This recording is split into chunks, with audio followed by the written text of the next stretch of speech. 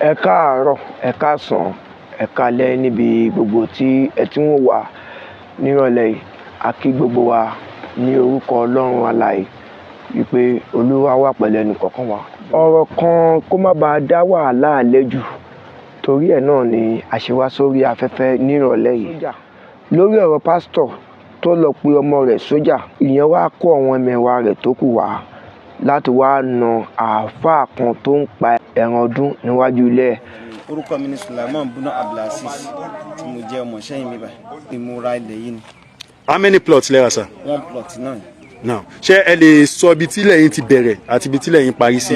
Bẹ́ẹ̀ni, mo lè sọ ilẹ̀ mi bẹ̀rẹ̀ 60 by 120 ilẹ̀ mi. 60 by 120 nílẹ̀ yìí. Now, ní bíbá so tí mo rà lọ́wọ́ family ọmọdé family. ọmọdé family. Tí mo rà lórí lọ́wọ́. Now, láti nínú ẹ̀yin àti pastor Stephen ta ló kọ́kọ́ dé àdúgbò yìí? Èmi ni mo kọ́kọ́ ra ilẹ̀ ládùúgbò yìí. Bọ̀ pastor ó ń gbé ọ̀dọ̀ àǹtí rẹ̀ lẹ́gbẹ̀ẹ́ lé mi. Ẹgbẹ́ lẹ́yìn bí? Ẹgbẹ́ lé mi yìí ni pastor ń gbé lọ́dọ̀ àǹtí rẹ̀ ló ń gbé. Ọ̀dọ̀ àǹtí rẹ̀ ló ń gbé. Ọ̀tí mi ni mo kọ́ ra ilẹ̀. So ó túmọ̀ sí pé kó tó di pé pastor ra ilẹ̀ tó fi ṣe church yìí ẹ̀yin tí ń gbé àdúgbò yìí. No, mi ti gbé bẹ́ẹ̀ mo ti ra ilẹ̀ mo dẹ̀ ti kọ́ ilé yẹn kò tí ì parí. Bẹ́ẹ̀ kò tí ì parí. Now ọ̀ṣẹ́ lẹ́yìn ìgbà yẹn sà. Bàbá òun ra ilẹ̀ gangan ọdún kàyà tó ra ẹ̀ ní 2021 nífọ̀ ẹni tó talẹ̀ yẹn fún bẹ́ẹ̀ ní dúró báyìí. Lẹ́yìn tó talẹ̀ fún yín. Tó talẹ̀ fún pásítọ̀ yẹn tí ó mọ̀ pé yóò fi kọ́ church gan ẹni yẹn ò mọ̀. Ok, wọ́n wà níbi táwa yìí. Wọ́n wà níbi táwa yìí tàbí ká wá fẹ́ rí. A ní láti ẹni gbọ́ tó lẹ́nu. ṣe àkóso tó fi rílẹ̀ yẹn rà tó jẹ́ Christian tó ṣàkóso tó fi rí rà ẹni náà ń bẹ ní dúró. Now ẹ ṣeun nínú kílípù kan tá a tún gbọ́ láàárọ̀ yìí látẹnu pásítọ̀ jẹ́ kó yé gbogbo ọmọ aráyé pé ẹ bá wọn ní ibi àdúgbò yìí ni. Ẹnu ṣẹ́yìn òtútù tóbi sọ bẹ́ẹ̀ ni pé mo bá ni pé bóyá mo bá òun ní pé ìgbà tó ń gbélé àǹtí òun mi bá church níbẹ̀ wallahi ilazim 2014 ni mo ra ibi báyìí 2014 mo ra ibi báyìí mi bá church níbẹ̀ tí n bá church níbẹ̀ mo wá fẹ́ràn wallahi mo fi Ọlọ́run tẹ́ mi bẹ̀rẹ̀ mo fi búra kò sí church níbẹ̀ yín fún ẹni tó talẹ̀ fún mi ó wà bàbá yẹn so ẹni tó talẹ̀ fún mi inú ibi tí ó fi ń ṣe church yìí níbẹ̀ la bá ẹni yẹn wà àbá ẹni tó talẹ̀ fún mi so níbẹ̀ ló wá inú ọ̀gẹ̀dẹ̀ tẹ́ni yẹn ti ń ṣe ọ̀gẹ̀dẹ̀ àti kòkó ni ọ̀gẹ̀dẹ̀ àti kòkó. Àwọn ọ̀gẹ̀dẹ̀ náà là ń wò lọ́ọ̀kan yẹn. ọ̀gẹ̀dẹ̀ sì ń bẹ́ẹ̀ tì náà so ẹni yẹn ọdún rẹ níbẹ̀ láti wá sanwó tí mo fi sanwó fún lọ́dún náà. On the 16th oṣù tá a wà yìí. Sunday Yamana ọjọ́ tí gbogbo àgbáyé pátápátá tí wọ́n ń dunnú tí wọ́n ṣọdún kí ló ṣẹlẹ̀ sí àfa Abdulaziz Suleiman. Alhamdulilayi ọjọ́ yẹn a lọ sí Eid sùtàsí kò ní Eid lọ́jọ́ yẹn mo lọ sí family house wa ní Ìjẹ̀mbà so mo lọ kí wọn kí a kọ ọdún bá tí mo padà sílé so láti wá máa pa ẹran so adélé là ń pa ẹran so ibi tí mo ti ń pa ẹran lórí so ẹ̀jẹ̀ ẹran yẹn náà ló ti kó ní ilẹ̀ yìí so ibi tí mo ti ń pa ẹran so ibi tí mo ti ń pa ẹran yìí so àti pa ẹran aláwọ̀kọ́tọ́ àdẹ̀pá màálù náà níbí báyìí ló ti ń dún màálù yẹn báyìí ó jáde wá láti inú church. Láti inú church ń bí báyìí. ní fún mo ní ẹni tó lè jẹ́rìí tó jẹ́ Christian tájọ wà lórí ìdúró ẹnìyẹn dúró ibi tẹ́nìyẹn dúró sílẹ̀ lẹ dúró sí ẹnìyẹn ló wà lẹ́yìn nìyí ẹnìyẹn ló dúró. Ṣé àwọn ni. ẹnìyẹn ni Christian ni. ẹ wà ń bẹ̀ níjọ́ tí. ó wà ń bẹ̀. kí ló kọ yín sà. Mr. Paul ẹ ṣeun gẹ̀ẹ́sà. so mo ṣe ń du ẹran yẹn so à ń du ẹran yẹn lọ́wọ́ ó dẹ̀ jáde wá láti inú church ó dẹ̀ mú fóònù dání ó wá rìkọ́dù pé ẹ wo ẹbí tá a fà ti ń pẹran so yẹ kó máa pẹran nígbà yìí tó dẹ̀ dojú ẹ̀kọ́ wájú ọ̀dọ̀ òun so wọ́n à ń bá fa lọ́jọ́ yẹn pé sí mo dojú ẹ̀kọ́ wájú ọ̀dọ̀ dàbí mo dojú ẹ̀kọ́ kíbla and beside sórí ilẹ̀ mi kọ́ mo ti ń pẹran nígbà tí mi jẹ́ ẹgbẹ́ wà ní máa pẹran ní kọ̀rọ̀ yàrá so níta gba sáré màsá àti pẹran ẹnu géètì mi mo dẹ̀ ti ń pa ẹran so mo ń sọ ọ̀rọ̀ yẹn fún ó ń sọ̀rọ̀ lọ́jọ́ yẹn wọ́n á sọ fún pé ohun tó bá fẹ́ ṣe kó lọ ṣe ohun tó bá fẹ́ ṣe kó lọ ṣe so gbàtà wà du ẹran tán so a ní láti ní sùúrù kí ẹ̀mí fi jáde kó lára ẹran yẹn kó tó di pé a máa sún so mo jókòó sí ibi bá mo jókòó sí bíbá èmi jókòó ní bíbá tí mo jókòó náà lọ́jọ́ yẹn wàláì so ẹni tó jẹ́ Christian yìí àwọn jókòó lẹ́gbẹ̀ẹ́ mi bíbá ní Mr. Paul yìí àwọn jókòó lẹ́gbẹ̀ẹ́ mi bíbá so báwọn sì jókòó so àwọn ọmọ mi tẹ́nibọ̀ tí dúdú pé a ti pẹ́rẹ́ kalẹ̀ so àwọn dúró sí báyìí so Mr. Paul ló kàn rí pé àwọn kan wọ́n kàn wọlé bọ̀ gidigidi wọ́n bá lọ pé àfa àwọn sójà máa ti dé bí mo ṣe dìde náà wàláhì ìlà sí mo ṣe báyìí bíbí náà ṣe ni wọ́n báyìí mú kò sí wàhálà kọ́ máa bọ̀ wọ́n bá tó padà sí orí ìjòkó àwọn wà sọ fún mi pé kí n pa àwọn èèyàn mo ní ẹ jẹ́ kó dé nígbà tó máa dé báyìí òun dá wọ́n ṣe rí báyìí bí àwọn sójà yìí ṣe wá wọ́n ṣe rán náà mọ́. ó túmọ̀ sí pé nígbà tí pásítọ̀ yìí tí wọ́n bá yín sọ̀rọ̀ tó rí kọ́ọ̀lù tẹ́ sọ pé kò tó bá fẹ́ lọ ṣe tó lọ ó wọlé lọ ó wá lọ pé àwọn èèyàn sójà ń wá. 15 minutes làwọn sójà yẹn dé. Mísúra máa fi fún àwọn ọmọ yẹn sínú lọ.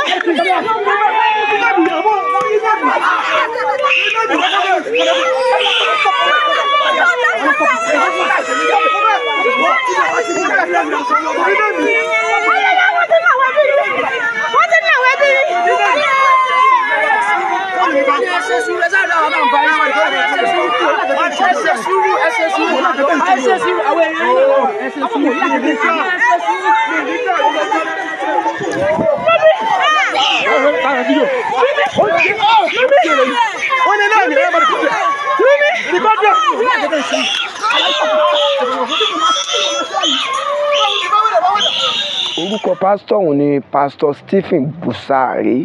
Orúkọ àfáà náà ni Sulaiman Abdulaziz. Orúkọ tí mo ní láti sọ sí ọ̀rọ̀ ẹ̀ ni pé ká má jẹ́ kí ìjà ẹ̀sìn kó wáyé láàrin àwa mùsùlùmí àti àwa kìrìsìtẹ́nì. Ẹ jẹ́ ká fojú inú wò dáadáa. Ṣé nǹkan tí pásítọ̀ yìí ṣe ṣó dáa? Ṣé Jésù Kristi Olúwa wa tí à ń tẹ̀lé lẹ́yìn ṣó ní ká ṣerú nǹkan tí a ṣe yìí? Ẹ jẹ́ ká wò dáadáa. Àáfà ó ti wà lórí ilẹ̀ láti 2014. Pásítọ̀ ti wà ń bẹ̀ láti 2021. Ẹ má gbàgbé pásítọ̀ ti ń gbé àdúgbò yẹn síwájú kí àáfà tó wá ra ilẹ̀, ṣùgbọ́n kò síwájú àáfà ra ilẹ̀ sí àdúgbò yẹn.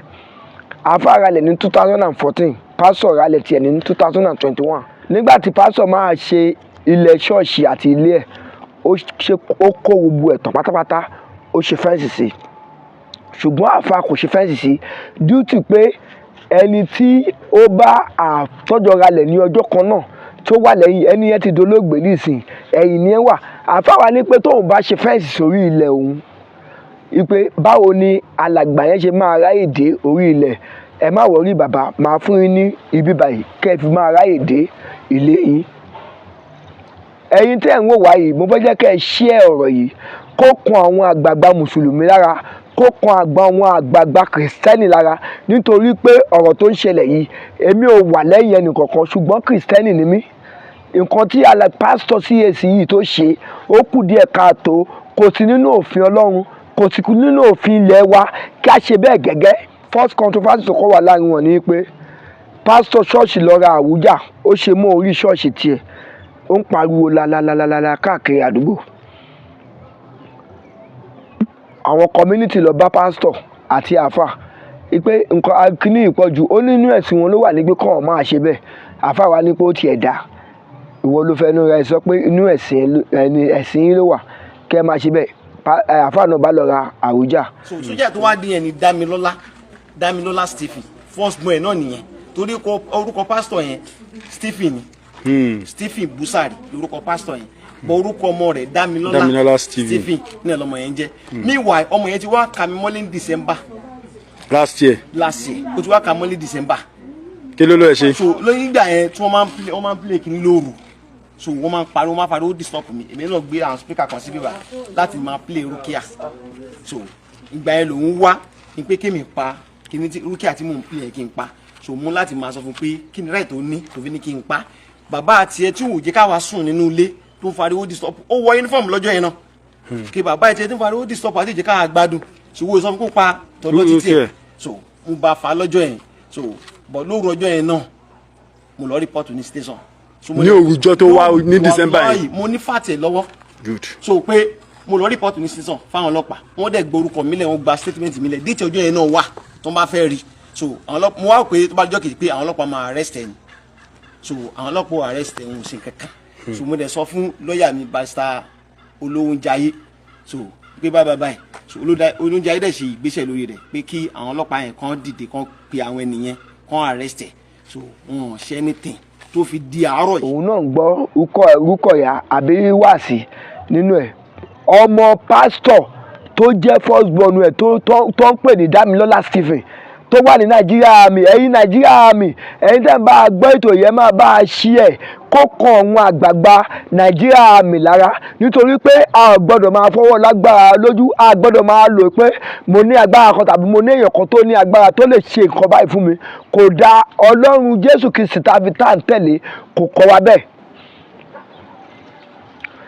ọmọ pásítọ̀ Dámilọ́lá Stephen tó wà nínú Nàìjíríà Army ó bá lọ bá àfa pé kí àfa pa nǹkan tó ń play àfa wa sọ pé bàbá tiẹ̀ tó ń ṣe tẹ́lẹ̀tẹ́lẹ̀ nǹkan ǹjẹ́ ṣé o sọ fún bàbá ẹ̀ rí bàbá ẹ̀ ní kókó lọ stop gbogbo nǹkan tó ń ṣe òun à stop tọ̀dọ̀ òun lẹ́sẹ̀kẹsẹ̀ àfa bá gba police station lọ láti lọ make report torí ẹ̀yin agbófinró ilẹ̀ wa ẹ̀yin ọlọ́pàá commissioner of police tìpínlẹ̀ Ọ̀yọ́ ẹ bá fojú sùnùkùn wo ọ̀rọ̀ yìí àfa ti lọ make report kí ọ̀rọ̀ yìí tó àwọn ọlọ́pàá orí nǹkan kan ṣe sí i nígbà tó wá di ọdún iléyà June 16 2014 2024 rádà lọ́dún tàwa yìí àfàbà mú ẹran ọdún ó pa sí iwájú ilé rẹ̀ ẹ dẹ̀ mọ̀ pé nínú ẹ̀sìn mùsùlùmí irú gan nínú bíbélì gan lára kára fẹ́ pa a gbọ́dọ̀ yọjú sí ìlà oòrùn níbi tí òun ti yọ bẹ́ẹ̀ lọ́wọ́ mùsùlùmí pè ní kíblà ó yọjú síbẹ̀ pásọ̀ sọ pé ó yọjú sí ṣọ́ọ̀ṣì òun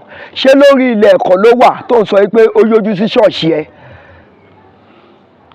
Jésù Kristi Olúwa wa tá à ń tẹ̀lé kò kọ́ wa bẹ́ẹ̀ bí pásítọ̀ Stephen Busari bó ṣe ń ṣe yìí olóyójú sí ṣọ́ọ̀ṣì òun àfáwa ní pé nǹkan tó bá máa ṣe ló máa ṣe òun máa pa ẹran tóun fẹ́ pa ẹ̀ bó ṣe pa tán pásítọ̀ bá wọ ṣọ́ọ̀ṣì bó ṣe wọ ṣọ́ọ̀ṣì ó lọ pọ̀ mọ́ ẹ̀. àáfàá ni wọ́n fẹ́ lọ mú àwọn èèyàn wa lọ wo ibi tí corner piece wọn wà bí wọ́n ṣe fi àyè lẹ̀ fún àwọn èèyàn láti máa gba orí ilẹ̀ wọn kọjá láti máa gbé mọ́tò kọjá tàbí gbé ọ̀kadà kọjá òun ló fẹ́ fún wọn yín ẹ máa bá a kà lọ. ṣe rí nǹkan ṣẹlẹ̀ ni pé ṣe bẹ́ẹ̀ ṣe rí bíbá yìí ibi tí ilẹ̀ dé nì ibi tí ilẹ̀ mi dé nì orúkọ ẹni tó wà ń bẹ̀ yìí ìdòwú yẹn ìdòwú ọlọ́pàá ni CIB ni ó ti kú mùsùlùmí ni CIB ni òun lájọ ra lẹ̀ ọjọ́ kan náà lájọ ra lẹ̀ so ọjọ́ kan ẹnìkan náà ló mú àwọn méjèèjì lọ́dọ̀ ẹni tó talẹ̀ yìí fún wa ìyẹn láti ọmọdé ẹni ẹ̀ ti jáde láyé sí ọjọ́ kan náà ni wọ́n mú wa wá lájọ ra lẹ̀ yìí so níbi tí wọ́n dé fún wa ní ọjọ́ yẹn èmi àti ìdòwú ọlọ́pàá ni so kí ni tọjọ́ tèmi blọọkù rẹ̀ ní so ibi tó wà tẹ́lẹ̀ ni bọ̀ tí ò jẹ́ kí mi káàkún nígbà yẹn ni pé òun ni pé ìdòwú ọlọ́pàá yìí so àwọn tó ní gbogbo ilẹ̀ tó wà níbà àtàwọn tó ní ilé yìí àwọn sọ̀fẹ́ ọ̀kan ló yọ ilẹ̀ bíbà àwọn bíkà ló bá wọn yọ wọn ò fi lé àwòtí síbẹ̀ rárá kò sọ́nà tí wọ́n máa tọ̀ mọ́ torí pé èmi àti ìdòwú ọlọ́pàá yẹn a máa ń sọ̀rọ̀ dáadáa àìdẹ̀jọ́ ra lẹ́yìn náà ni so mo á sọ fún pé kọ́ máa wọ̀rì so èmi mo fún wọn ní ọ̀nà pé kọ́ máa rá ìtọ̀wọ́lé ìgbà àwọn tó ní. so ọ̀nà tó bí abẹ́ ìṣẹ́jú mẹ́ẹ̀ẹ́dógún àwọn àmìdé ọmú àfa ọmúnà títí ọkàn ìyàwó àfa kan lẹ́sẹ̀ wọ́n fọ́gi mọ́ ìyàwó àfa kan lórí ẹ̀jẹ̀ ń tú ẹ wo fídíò ọ̀hún bó ṣe lọ. ẹ wo ẹ̀yin èèyàn wa nílé gbogbo Bible Society of Nigeria Christian Association of Nigeria PFN gbogbo CAC pátápátá ẹ wo bí pásítọ̀ ṣe fọ́ ìyàwó àfa lórí ẹ wo ẹ̀jẹ̀ lórí ìyàwó àfa wọn kàn lẹ́sẹ̀ wọ́n máa ṣọ́ arákùnrin kan fún wa lẹ́sìn tó wàṣọ funfun yìí ọlọ́run ló ń fọ́gi mọ́yàn lórí gbogbo ìjọ CAC lápapọ̀ ẹ gbé ìgbésẹ̀ lórí àfa yìí lórí pásítọ̀ yìí ẹ wò bọ́ ṣe fọ́ àfa lórí ẹni ẹlẹ́ni lọ́jọ́ ọdún tí gbogbo ènìyàn ń ṣàjọyọ̀ ẹ̀ ń fọ́ ẹni ẹlẹ́ni lébi lórí pásítọ̀ yìí ẹ jẹ́ kí wọ́n fi ìyà jẹ ìyà tó tọ́ jẹ o. pásítọ̀ CAC ṣé ẹ gbàgbé kìrìsìtẹ́nì lèmi náà pàápàá jùlọ pásítọ̀ ni mí gẹ́gẹ́ bí arákùnrin ṣùgbọ́n Jésù Kristi Olúwa wa kò wá bẹ́ni bí pásítọ̀ yìí ṣe ṣe o. pásítọ̀ ṣé torí pé ẹ lọ́mọ nínú ámì tẹ́ ṣe lọ ṣe àwọn ẹni ẹlẹ́ni báyìí bẹ́ẹ̀ni ò bá lè kọ̀yà fún àfa yìí Ọlọ́run ọ̀gá ògo tó wà lọ́run tó dá gbogbo á kọ̀yà fún. Ẹ̀yin ọ̀gá nídìí iṣẹ́ ológun, ẹ bá gbégbèsè lórí ọ̀rọ̀ yìí o, kọ́rọ̀ yìí kó má lọ jù báyìí lọ. Ṣé nǹkan tí pásítọ̀ yìí ṣe ṣó bójú mu? Nàìjíríà Army bíi 17 lórí àáfà àti ìyàwó rẹ̀ kọ́kan lẹ́sẹ̀, ẹ fọ́gi mọ́kàn lórí, ẹ fọ́gi mọ́ àáfà lórí lẹ́yìn kùlé orí báyìí níbi tí ikú wà, ẹ fọ́mọ lórí ṣó dáa. A ti wá jáde lọ káàkiri láti lọ gbọ́rọ̀ lẹ́nu àwọn pásítọ̀ tí Ọlọ́run pè ní tòótọ́, ẹgbọ́n ohun tó sọ. Lórí ọ̀rọ̀ tí ó ń lọ ní ìlú Ìsẹ́yìn tí pásítọ̀ kan tí ó lọ na àáfà tó lọ kó àwọn ámì wá láti báràkì, ámì bíi 17 tó ń na àáfà tó sì kán ìyàwó ẹ̀ ní ẹsẹ̀. Torí ẹ̀ la jẹ́ wá sí ọ̀dọ̀ yín pé bàbá kí nìkan tí ẹ rí sí ọ̀rọ̀ yẹn àti pé kí nìkan tí ẹ gbọ́ sọ̀rọ̀ yẹn sà. Ọ̀rọ̀ yẹn nígbà tí mo kàn gbọ́ briefly bíi brief news lórí set, but bí ẹ ṣe sọ yìí nǹkan tí news bá gbé jáde nípa àlàyé àwa ti mọ̀ pé tí ò bá ṣẹlẹ̀ wọ́n lè sọ bẹ́ẹ̀, tí ò bá tiẹ̀ tó bẹ́ẹ̀ a fẹ́ dà bẹ́ẹ̀. Irú nǹkan tó ṣẹlẹ̀ yìí, nǹkan tí mo kàn lè sọ ni pé ṣé mọ̀ nígbà mìíràn anybody lè sọ̀rọ̀ ẹ̀ lórúkọ, anybody dẹ̀ lè act nǹkan tí ò jẹ́. Ẹ wo irú àwọn tó máa ń ṣe tíátà yẹn báyìí, èmi kì í ṣe babaláwo ṣùgbọ́n wọ́n á kọ́ bó ṣe máa àti bí babaláwo Bẹ́ẹ̀ni. tàbí àti bẹ́ẹ̀. Nǹkan tí mo bá ní kí ìjọba bójú irú ẹni tó pẹ́ ní pásítọ̀ yẹn báyìí ó yẹ kán ṣèwádìí ṣé bàbá ẹ̀ jẹ́ pásítọ̀ tàbí tí ó gbọ́kọ̀ skul wọn náà ti train ẹ̀ etiquette torí wọn lè train irú nǹkan tó ṣẹlẹ̀ yẹn irú pásítọ̀ yẹn kó àti bẹ́ẹ̀ yẹn as a man of God. Kì í ṣe pé a kà nínú bíbélì pé báyìí tí nǹkan bá tiẹ̀ fẹ́ wáyé ó yẹ kí ó rẹ́ni tó lè fẹjọ́ sùn. Àdúgbò yẹn landlord association ṣáà máa wà bẹ́ẹ̀ àbí mo parọ́ sà á wà bẹ́ẹ̀ tó yẹ pé nǹkan bá báyìí tẹ́lẹ̀ ọ láàrin àpò àti kíní o àwọn dẹ̀ sẹ́tù ẹ̀ fún wọn. Àdéhùn bí ìlú tẹ̀ ti wà yìí kò tí ẹ kọ́tẹ̀ máa mẹ́ẹ̀kì nǹkan tó lè fa wàhálà ìdààmú, kò tí ì síjà láàrin mùsùlùmí àti kíní kan. Ẹ wo bí ìlú ṣe rí, kò sóúnjẹ kò sí gbogbo ẹ̀. Bẹ́ẹ̀ ni o, gbogbo ìwà tí àwa méjèèjì gan wù gan kò múná Ọlọ́run dùn. Irú nǹkan tó ṣẹlẹ̀ yẹn báyìí ó kù díẹ̀ káàtó. Irú nǹkan tó bá jẹ́ irú pásítọ̀ yẹn ó yẹ kán gbé kán ṣèwádìí. Ṣọ́ọ̀ṣì under ṣọ́ọ̀ṣì wo ló wà? Ṣé òun fúnra ẹ̀ ṣe ìdájọ́ tiẹ̀ sílẹ̀ ni tàbí ibo ló ti gbẹ̀kọ́? Skul wo ló lọ? Ta ló mọ̀ nínú àwọn tó ti jẹ́ àwọn pásítọ̀ tó trust ní Nàìjíríà ẹ ti gẹ́ẹ̀tì bẹ́yẹn tó lè ṣàlàyé ọmọ mi ni o, mo mọ̀ o, kíní kan o, kán ṣèwádìí. Ní àwọn ọmọ ìjẹ́ ẹ̀ gan ó yẹ kó rẹ́ni tán lè ṣèwádìí ẹ̀ náà nínú ẹ̀ pé báwo ni pásítọ̀ yìí ti jẹ́, kí ló farú nǹkan báyìí. Tó bá lè ṣèwádìí tán mọ̀ ìdí yẹn náà máa fi mọ̀. Ẹ wo nǹkan tí alàgbà kejì nínú àwọn ẹlẹ́sìn kìrìsìtẹ́nì wa tí wọ́n sọ. Ní àkọ́kọ́ a gbà pé èṣù ló ń lo ayé báyìí, èṣù fẹ́ gba ìjọba. Tí a ò bá fi sùúrù ṣe èṣù á lọ́wọ́ sí, kò ní mọ síbì kan. Ọ̀pọ̀ ènìyàn ló máa wá gbẹ̀mí mì nítorí ẹ̀, àyàfi kó fi sùúrù ṣe. Ní àkọ́kọ́